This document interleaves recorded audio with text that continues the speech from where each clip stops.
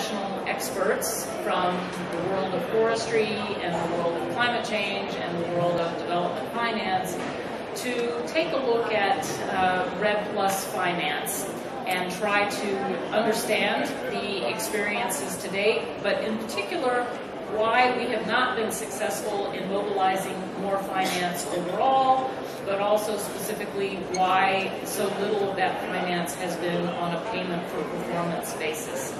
So our purpose will be to share the findings from that working group, which are contained in this report, and we have extra copies if anyone would like to take one away. If you don't have one on your chair, there's extra copies on this table here. And after a brief presentation of the findings of the report, we will have a talk show style panel discussion with some experiences that are relevant from other countries and discuss in particular how this might be relevant for Indonesia.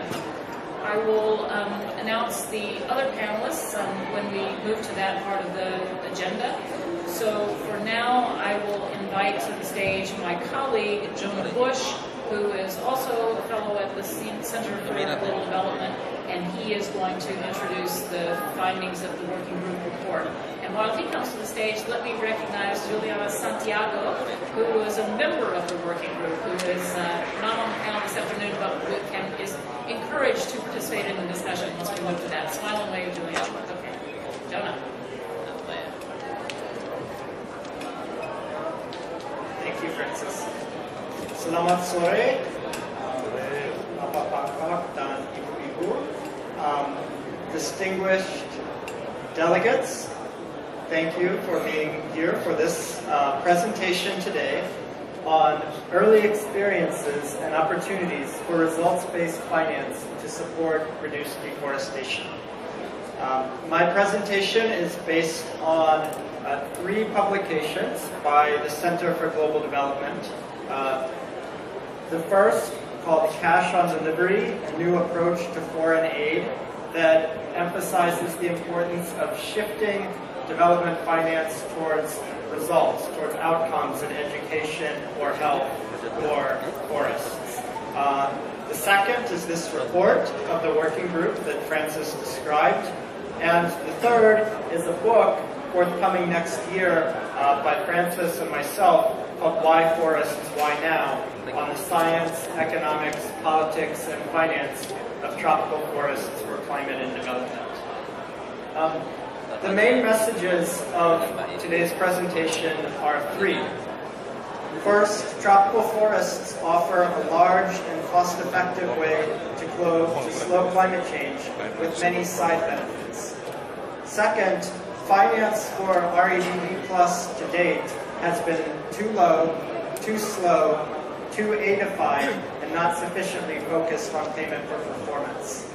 And third, in order to maintain momentum in forest-rich countries, new ways of transferring funds and new sources of finance are needed, which I'll describe.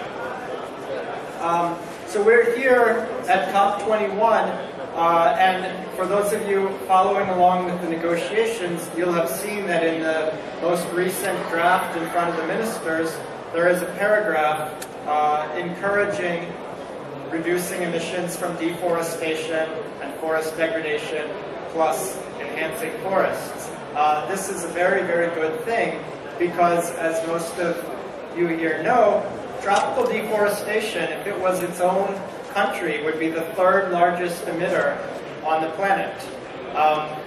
And then, if on top of that you added the potential to mitigate climate change by reducing forest degradation and growing back forests, this bar would be even further to the right. It would be larger than China. So truly a critical component of reaching the goals of this convention. Not only that, but reducing deforestation is one of the most cost-effective ways to fight climate change.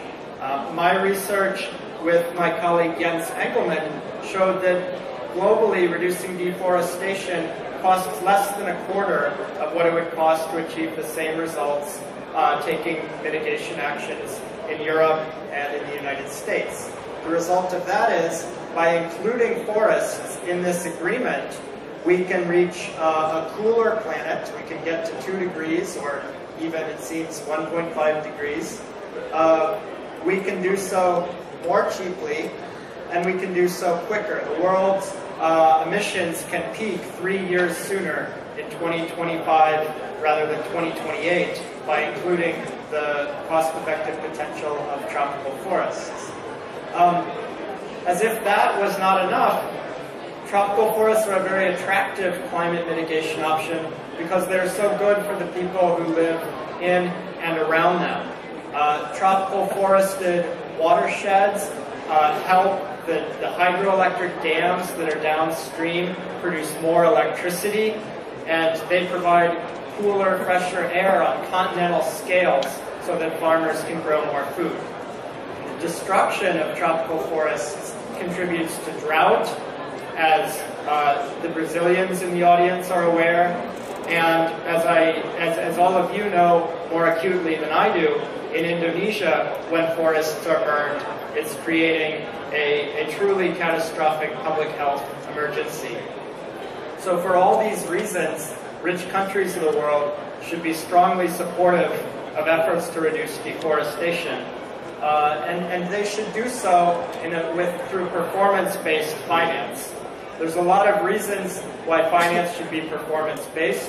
One is that there's a financial incentive for governments to enact and enforce policies in the face of very large commercial pressures to convert land for palm oil, for beef, for soy, timber, other commodities. The research by my colleagues William Savadoff and Rita Paracas has shown that the non-monetary benefits of performance-based finance can have just as large an effect. Often, this has the effect of focusing attention of many officials from across different agencies around a single target, increasing transparency and accountability. Performance-based finance is good because it's no strings attached. It is a way for recipients to retain flexibility and ownership over the agenda. Donor countries can get out of the kitchen. And it should be simpler. It avoids detailed plans and receipts tracking. If a country produces emission reductions, they receive payments. That's the very simple idea. And all of this fosters a spirit of equal partnership. And so, despite the very good reasons for rich countries to be paying for tropical forests in a performance-based way, the experience of the last decade has been that the finance has only been about $1 billion a year, and more than half of that has actually been traditional funding for inputs. Less than half has been for performance-based or outputs. The blue stack on the left is inputs, the orange stack on the right is outputs. And with the recent announcement last Monday by Germany, Norway, and the United Kingdom, the funding will stay at about its current level of about $1 billion a year, and it should shift slightly toward the orange column on the right. Now, even within these orange boxes that are nominally payment for performance, what we've seen is there are quite a few strings attached. This is the carbon fund of the Forest Carbon Partnership Facility. This is the long and winding road that a forest country would have to go through in order to receive performance-based payments at the end. So not as simple as just reducing emissions and receiving money. And when I first saw this diagram, I thought to myself, I know I've seen this somewhere before. And then I remembered where I'd seen it before. As a child, I used to play snakes and ladders, and I understand that this game is played by Indonesian children as well. It's called Ular Tangga. And in order to get to that treasure at the top, you have to go through an awful lot of snakes. So there's too many snakes, and there's not enough ladders. And this has real consequences. It's funny, but it has real consequences. This is another member of our working group, Harrison Carnwea, who leads Liberia's Forest Development Authority. And he said to this COP last week, it's time to hurry up. the longer it takes, referring to red finance, the more enthusiasm dies away in the face of logging pressures. And of course, we know that Harrison is not alone. There are about 50 countries that are trying to get to performance-based finance for forests, and only about 5 or 6 of them are even as far along as Harrison's country, Liberia, in having signed an agreement. So this was the situation into which Center for Global Development entered with the working group that Francis described earlier, so I won't describe the working group again. I will give 3 slides on what the working group did and found. And as you can see, this is a very thick, meaty report filled with many, many recommendations and suggestions. I will just choose them selectively. I won't go through all of them. And I should say also, not everyone on the working group agreed with every single word in the report, but it's what we thought was the sense of the room. So, first is diagnosing the problem. How did we get to this situation where we are today?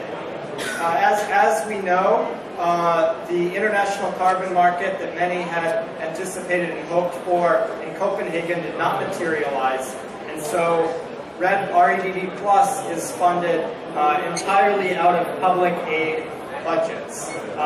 With aid comes aid politics. You get funding fads. You get traditional ways of moving money. And you get a lot of conditionalities. So donor agencies face different types of pressure than, let's say, an offset purchaser, a regulated utility in the United States or California would. Donor agencies want to move money. That's how they're scored by their superiors. It's how fast they can push money out the door. So they don't want to wait around for an uncertain future where results may or may not materialize. Donor agencies often have long traditions of working cooperatively in countries. They have established programs and they have established beneficiaries of those programs who are advocates for the status quo, either within donor governments or in recipient countries. And so there's an emphasis, we might think an overemphasis, on readiness. And third, when money is channeled through donor agencies, they're very averse to headline risk. They don't want to be in the media associated with allegations of corruption or rights violations in the forests. And so the result of that are well-meaning, but often very elaborate conditionalities. Conditionalities on how results are achieved, which slows down the process, and conditionalities on how money is spent after the results are achieved, which again can slow disbursement. So what should be done about this problem? Here are a few of our recommendations. The first is a change of mindset. Tropical forest conservation is not a charity because rich countries, indeed everyone on the planet, gets something in return in the form of a cooler climate. And so the mindset should shift from charity to payment for a service. Second, there should be a shift of funding from readiness to results. Of course, some funds are still needed up front. We know that, but the finance options should be more about borrowing against the expectation of future results through bonds or loans than currently is the case. Also on here, there should be minimization of conditionality of how results are achieved.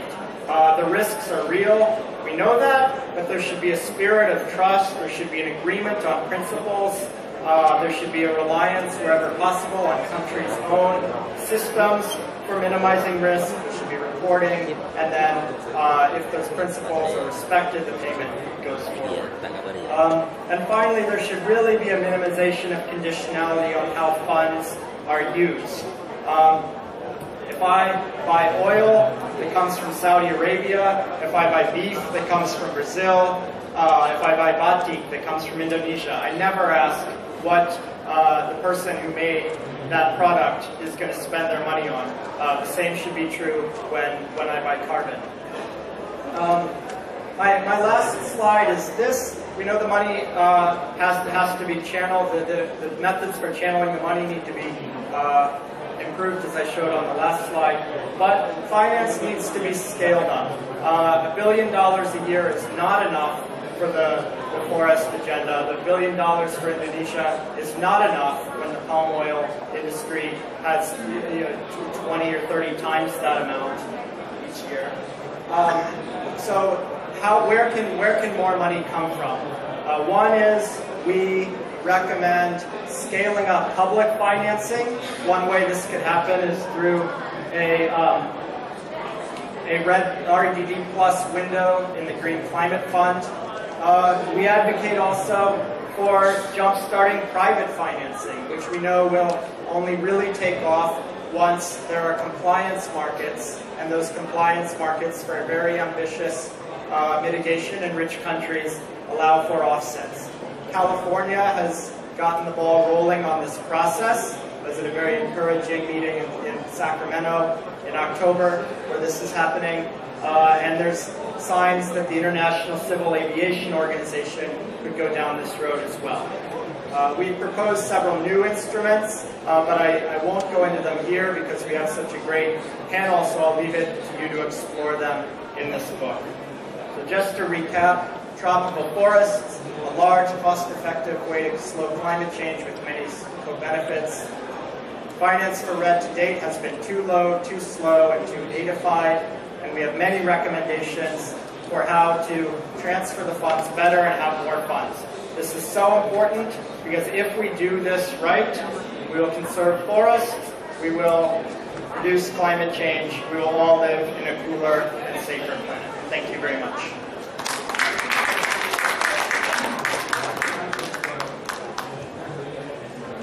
Okay, thanks to Jonah. And I'll invite Jonah back up to the stage when we get to the question and answer part of the agenda.